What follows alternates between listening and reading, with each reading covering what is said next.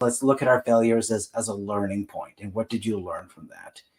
So Mhm. that's pretty much the theme of the podcast.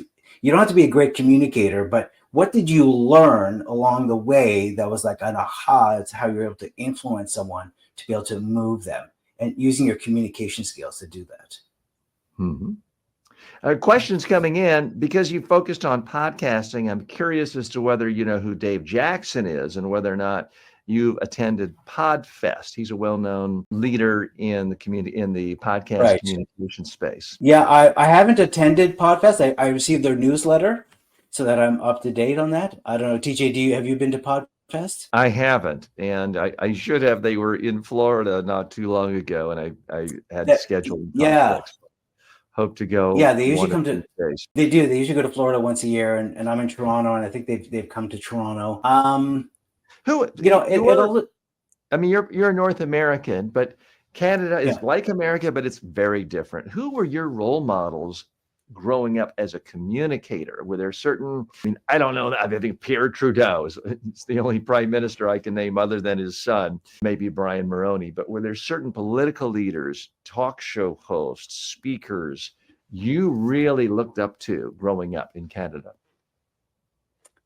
Well, you talking about you had your 3 channels. We had 2 channels in Okay. Canada. We had CBC and CTV, and then you had the 2 French versions of those channels. So we didn't have a lot of homegrown talent. Like one would show basically a lot of American shows, and CBC would show some local programming and some North American programming, but a lot of British programming. So I was really influenced more so on the comedy side. I don't know about great speakers, but I was more influenced. We had Monty our local Python, perhaps. Monty Python, exactly. But on the Canadian side, we had these 2 gentlemen called Wayne and Schuster, who were able to take things and sort of shift it and looked at it from a different perspective and have the sort of self-deprecating sense of humor. And so I've always appreciated that about communication, when people are able to be, we always say being authentic. And to me, being authentic is you're taking the work seriously, but you're not taking yourself seriously.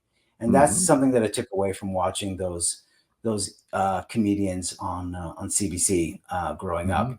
And then as sort of more in the later stages, I've always enjoyed Dan Pink. Dan Pink I think has just been, and The he was, author? speaking of politics, yeah, the author, and he worked for Al Gore. Speaking of politics, he was a writer for Al Gore as well, and he did a TED Yeah, Talk. And I think I have several of his book. Was it Made to Stick? Am I getting the yeah, right? Yeah. my favorite of his is To Sell Is Human, Yes. and I think that's a really great one around how to communicate. And then now I'm loving this book by Charles Duhigg, I think his name is, I believe, and he Yes. wrote about habits The before, Super right? Communicators. Super Communicator, exactly. Yeah, Fantastic book. I just yeah. finished reading it myself. It's the first hardcover book I bought in years, because I basically just read everything on my iPad. So it's the first hard, because I basically want to sort of go back and look at